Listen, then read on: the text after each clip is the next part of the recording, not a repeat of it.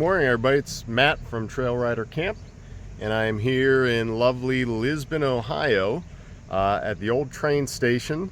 And this is kind of the end terminus currently for a much longer trail route called the Great Ohio Lake to River Greenway. It's a mouthful. Make sure I got that right. When I say it's a route, this is one of these paths. It's actually a series of established bike trails with some connector road segments. And originally the plan was to extend this all the way down to East Liverpool, Ohio, on the Ohio River, hence the name Lake to River Greenway. From what I understand, however, that has never really gained much traction. And frankly, there's not a ton of information out there about this trail. Hence why I decided to do this kind of series of videos on it. Now, the backstory in terms of why I'm doing this trail in particular. So every year I try to do some kind of trip, specifically with my one buddy. We've done camping, hiking trips. We've done longer bike trips like the Gap C&O together. And this year, he told me kind of going into the summer, I want to do a shorter trip. I know I'm going to have a big family vacation. My father got some health stuff going on.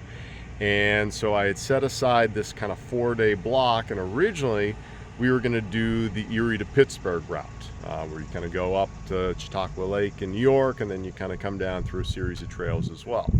Well, about a month and a half, 2 months ago, his father's health took kind of a turn for the worse, and he basically came to me and said, listen, a trip's not in the cards this year.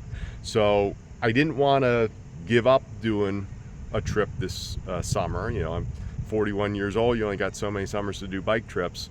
And but I was looking for something that was maybe then a little bit less expensive, something that was close to home in case I needed to bail, since I was by myself, but also something that I was hoping to maybe, incorporate some family time also. So hence why I chose this trail.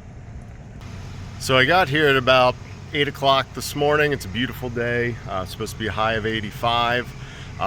One thing that they do recommend is if you're going to park here at the train station, which is kind of the established parking for the trail in Lisbon, is that you give the police department a call, the town police department, because there's also a county police department centered here, but that you give them a call the day that you arrive, give them all your information just in case. And I get the vibe that not many people do this route. There's not much web information out there. There's kind of the one main page of the organization, but it doesn't look like it's overly updated. And then when I called the police station just now, the woman on the phone was kind of like, wait a minute, you're riding all the way to Ashtabula, what? And she couldn't believe it. So I get the feeling that they don't have a lot of people that do this route. So I'm kind of taking a gamble. I'm hoping it's a decent route. My game plan is I decided to kind of spread this out over the course of 4 days. So the current trail goes from Lisbon up to Lake Erie, Ashtabula, Ohio. That's a little bit more than 90 miles. So, while some people could easily crank that out in a day, this for me is supposed to be kind of a relaxing end of the summer trip. It gives me a chance to kind of clear my head, get ready for the school year. So I'm going to go about 50 miles today, and I'm going to stay at Mosquito Lake State Park, which is one of the larger lakes in Ohio, and I'm going to stay in the campground there. Tomorrow then I'm going to get up. I'm going to go from Mosquito Lake all the way up to Lake Erie, Ashtabula, Ohio. I'm actually going to go all the way up to the lake so I can put my feet in the water, and then I'm going to stay in a motel there. I think it's called like the Edge of Town Motel. So stay in a motel, get a roof over my head. Next day I'm going to go back down another 50 miles or so to Mosquito Lake. That day my family's actually going to come over. We only live about an hour from Mosquito Lake State Park, and they're going to bring all of their camping stuff, and we're all going to camp together and kind of do again an end of the summer family thing. And then finally the 4th day I'm going to go the last like 50 miles back here to my car at the train station in Lisbon. So 4 days, roughly 50 miles a day, roughly 200 miles for the entire trip. It looks mostly flat. The northern section, about 45 miles, is all one trail. And then, like I said, you have a series of other trails. Today, especially, is going to be the big question mark, because I'm going to be going through a few more populated areas, an area called Niles, an area called Warren, Ohio, and there it looks like there's a lot more on-road riding in populated areas. I'm a little concerned about that, but we're gonna see. Train station, other than just being, you know, a nice parking lot with probably about 30 spots, there's also restrooms here, there's picnic tables, there's a Coke machine, you know, a little covered area. There's a place where you can put in quarters to use a pump to fill up air on your bike if you need it. So I got here past half an hour, just been kind of getting set up, called the police station, doing this quick video, and now I'm gonna hit the trail. So here we go for this adventure. So a few block ride through town, nice and easy, well signed. And then onto the first trail, the little River Greenway. And I think I'm on this basically until Latonia, if I'm pronouncing that correctly. So probably about at least 8 or 9 miles of this trail. First little bit of road riding here. This is St. Jacob's Logtown Road, which is I think right past mile 2 or something outside of Lisbon. It's, you know, quiet neighborhood road. This is easy riding. I'm just taking my time, going slow. Biggest thing I've noticed already is the amount of weight I got is way more than most trips. I have a lot of camping stuff with me. I decided to kind of pack comfortably, and I think I way overpacked on water. I always carry like an extra 1.5 liters to 2 liters. And so far I've been pretty much all in the shade, and it's been a nice breeze out, and I'm going through so many towns. I'm like, why did I pack that much water? So I might dump that out here to try to lighten the weight. Wildlife spotting number 1 of the day. Somebody's cat just kind of hanging out on the trail, and it was not moving for me. I was not impressed whatsoever. But I gotta say, I've been super impressed with this little Beaver Creek part of the route so far. I'm 6 or 7 miles in, and it's all paved, wide, just absolutely perfect riding surface, easy as can be. And a lot of it you're running parallel to the Little Beaver Creek, which is absolutely gorgeous. It sits below you, all in the shade. Couldn't ask for a better trail segment thus far. This is a kind of cool scene along the Little Beaver Creek part of the trail today, that, you know, gone past some beautiful farms and, you know, the creek running alongside the trail, and now kind of going across this bridge over this little marsh, and you can just hear the frogs going crazy. So again, if you're a wildlife lover, this is the kind of cool thing. Just in these first, you know, I'd say 10 miles of the trail today. The other thing to point out is that, you know, I think people, when they think Ohio, they think flat topography. And in this part of, you know, eastern Ohio, you do get a lot of hills. Not so much on the trail. Trail's pretty flat. But on both sides, you see a lot of the up and down undulation that's very characteristic of western Pennsylvania also. Now, I think as we get more tomorrow north by the lake, it's going to flatten out. But at least this part, you know, again, rolling hills, you know, you're kind of down in ravines. Really cool, varied landscape. Well, I think I got to the end of the trail proper, and then I got to hang a left, go across this train track, and this train has been going past me, I'm not kidding you, for 5 minutes. It's a, you know, double-decker loaded to the brim, and it just keeps going. So eventually we'll cross. So I believe I am entering Latonia here, and well-marked route signs everywhere that say bike route, and going down this nice, quiet cobblestone road. So bumpy, bumpy, bumpy. I'm in this beautiful little park here in Latonia, and you know, you ride through just a few town blocks to get here. Nothing, you know, it's not a busy town at all. You go up this little incline, and then the trail kind of picks up down that road somewhere. But there's this beautiful brand new park, splash pad, bunch of seating and picnic tables. So I'm using this as a good excuse to kind of get off the bike and take my first break of the day. I'm at about mile 11 or 12, and probably one of the biggest questions I get from family and friends is they say, oh, how do you do 200, 300 mile trips? How do you do 65 miles in a day? How do you manage to do all that? And my answer is, well, you don't do it non-stop. This isn't a sprint, this isn't a race. Instead, my kind of approach has always been, I do 10 to 15 miles, and then I get off the bike, and I stretch out a little bit, and I get a snack in me so that I make sure to keep my caloric intake up, especially things like salts and carbs and sugars, because anybody here that's ever bonked before can attest to that is not fun. Your energy just kind of drops off.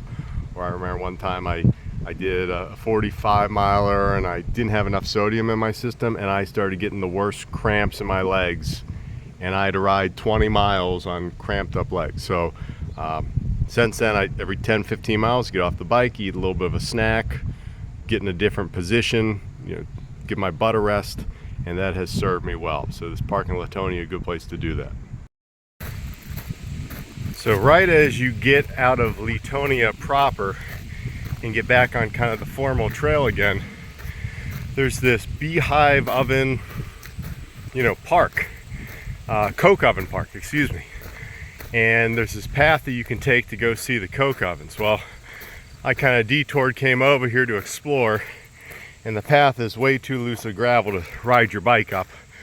And then I tried jogging up it, I don't know, probably quarter mile, if not a little bit longer, and there was no coke ovens in sight. So just know, if you're like me and you're the adventurous type and you want to see what's up there, it's definitely a longer walk or run, and you should probably chain up your bike, which I had not done, hence why I decided to just abort and kind of turn back around. So there is Porta John over here though.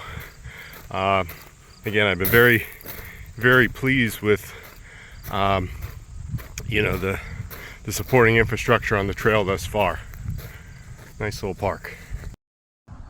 All right, so we've gotten off the trail proper, and we are in Washingtonville, which is just a small little hamlet here. And for the next, I think, 8 miles or so, we're on road. So we're going to find out how busy this road is, and definitely got a double yellow line down the middle. So who knows? But on with the adventure. Well, fair amount of ups and downs here on Washingtonville Road, coming out of Washingtonville proper. And I would say a fair amount of traffic. Right now you see there's nobody. Every once in a while you get somebody going past you, and they're usually going probably between 40 and 50 miles an hour. So I'm just kind of taking the lane. I'm wearing my bright yellow shirt, reflector on the back of the bike, and going slow. I've been having some level of issues with my derailleur changing gears, and I was having issues with that on some rides leading up to this, but it wasn't overly pronounced. It was just a few gears. Well, I think with all the added weight, it's really struggling kind of across the spectrum of gears. So I don't think there's really much I can do this trip about it, but definitely something when I get home. I think I ultimately need to make the decision: do I need to trade out the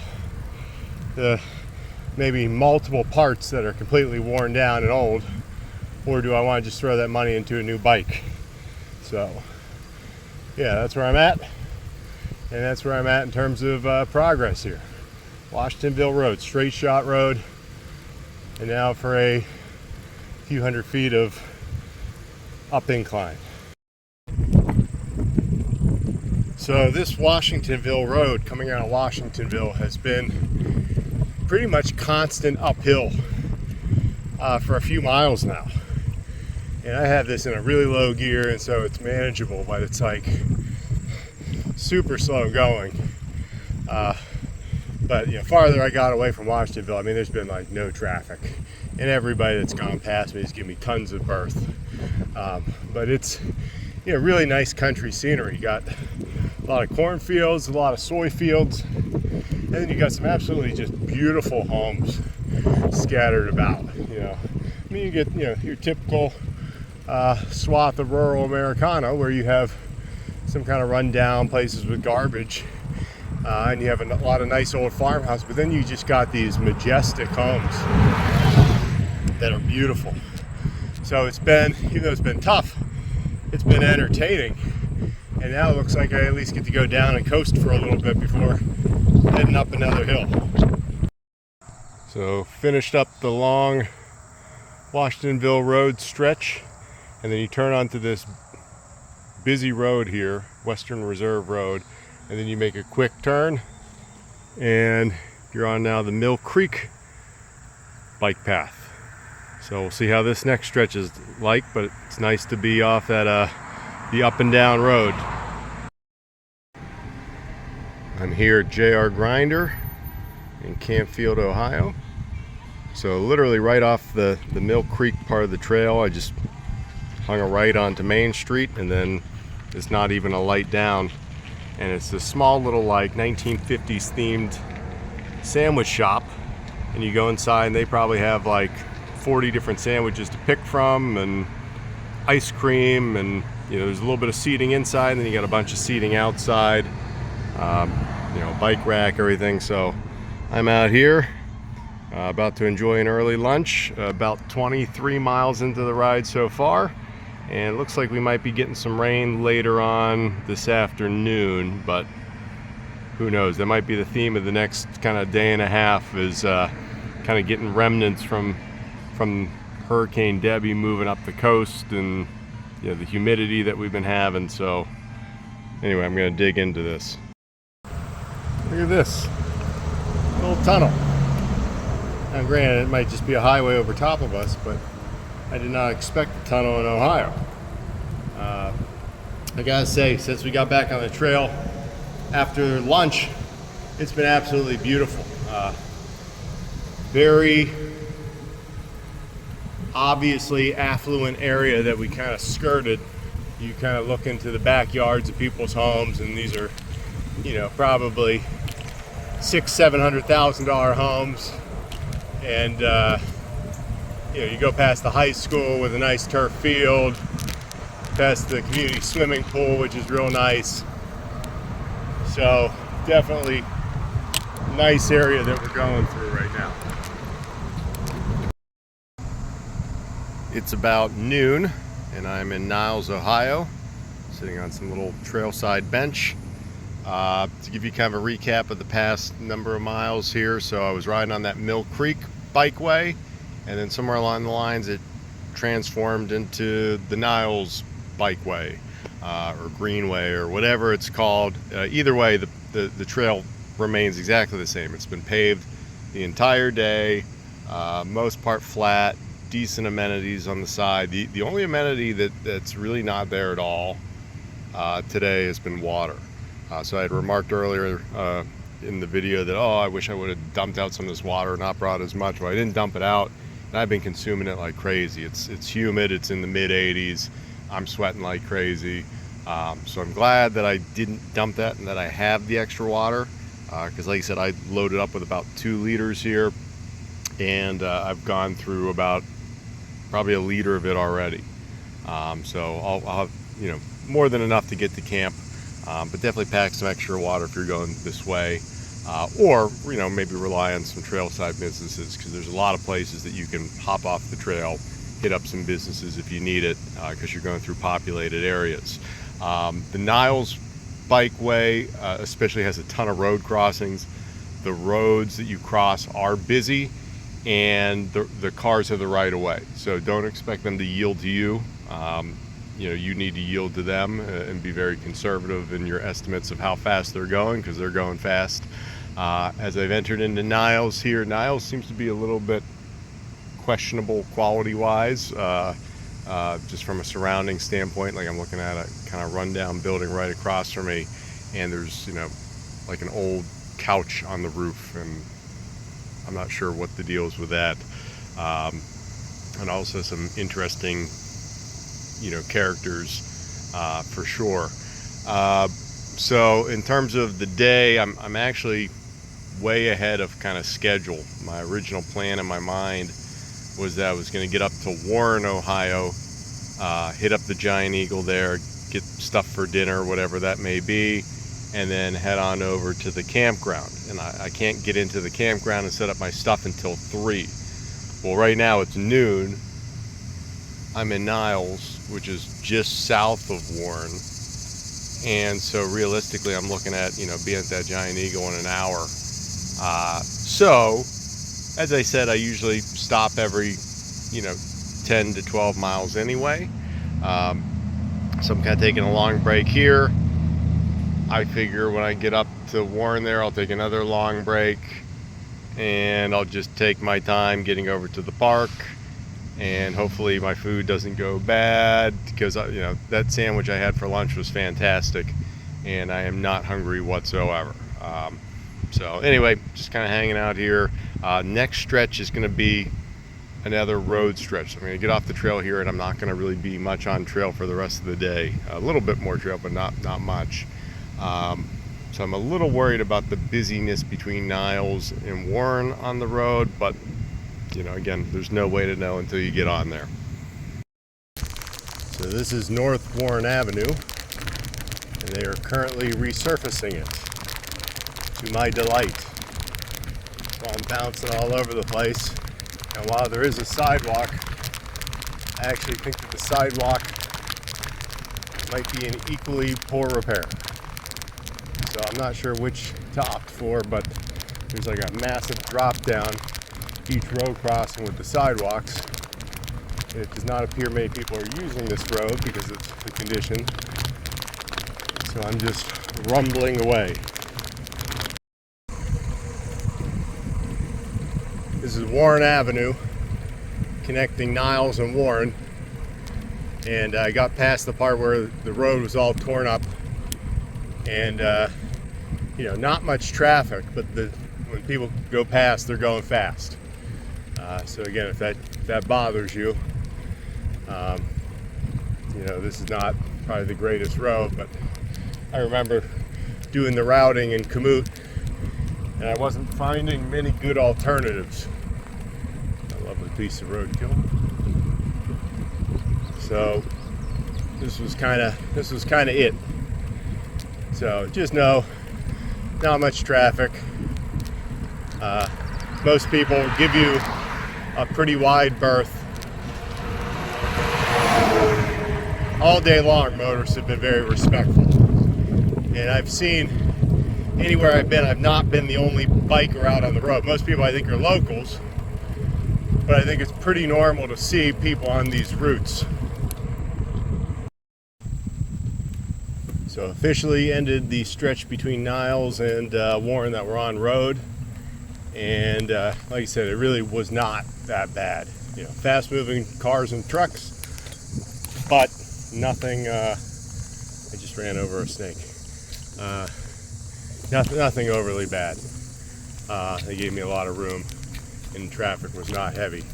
I'm now on this Western Reserve Greenway trail, and in some capacity, this is the trail I'm going to pretty much be following all the way up to Ashtabula. So I think that this main trail is like over 45 miles long.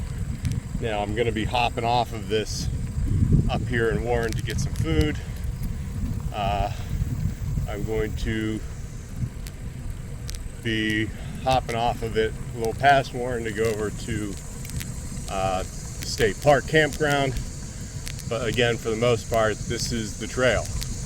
And this first little stretch of it, not overly well kept. Again, paved asphalt, can't complain. 2 lanes, can't complain. But a lot of garbage. A lot of overgrowth. So here we are, Warren. Right here is all you need to know about the trail going through Warren. Again, poorly maintained, graffiti everywhere, garbage everywhere, overgrowth to the point where you can barely even stay on the trail. You kind of go through some neighborhoods that are pretty darn run down. Not an overly well kept stretch of trail, but at least it's off-road. This is the official route through Warren. This is the bike trail, quote unquote trail, which is just a road through old abandoned industrial stuff. Not so nice. Well, there's been a decent amount of debris on the trail today, just because there's been a lot of storms that have rolled through eastern Ohio, western Pennsylvania of late. But this is the first tree down on the trail, so I can see that other people have kind of picked their way around, so I'm going to do the same. And I am almost to what's supposed to be my dinner supply stop at Giant Eagle, but it's only about 1 o'clock, so I have to game plan when I get there. So I successfully made my Giant Eagle grocery store stop at about 1:15, and what I ended up doing was I got like 2 cup of noodle soups and like an adult lunchable kind of thing with, you know, some crackers and meat and cheese. And I figured between that, you know, I'll graze gradually. And I have some other snacks packed already, and then I grabbed some beer as well, because camping without beer, in my opinion, is not near as fun. And since it might rain, I might be holed up in my tent, and even though you're not supposed to have alcohol, if I'm in my tent, nobody's gonna know. So that Giant Eagle well stocked with beer, wine, and it's not all that far off trail. Like I said, you're just kind of going down this little kind of side industrial road, and then there's a little pathway that goes behind the Get-Go gas station that leads you right into the plaza. So good stop, productive stop. Went to the restroom, washed my face off a little bit. I was starting to get the salty grit going, and I figure I got probably about 45 minutes to an hour till I get to the campground. You know, some more road riding, and since I'm going to get there an hour before setup time and check-in time, I might actually, you know, pedal around and just check out the park some, but I don't think I'll probably tape that all that much. Follow this way for 0.89 miles. So I finished the trail proper for today, and now I'm going down a road toward the state park, and it's a fairly busy road, decently, not super fast moving traffic, but fast moving traffic. But again, I'm just kind of taking my time, eating up some of the lane so that people see me, and it's not afternoon rush hour or anything, so I don't anticipate any problems. So I'm gonna get to the park early. I'm gonna go down to the beach area to scout it out for my kids to see if it's something that they maybe want to check out, and then I'll head over to the campground around 3, get set up. So came down to the beach area here at Mosquito Lake State Park. Main road to kind of get here was very, very iffy. In fact, one guy beeped at me for no apparent reason. But, you know, very nice beach area. Clean sand. You got a huge playground area for the kids. So I figured I would scope this out for my own kids first, and then head on over to the campground and get situated. I'm very much looking forward to a shower.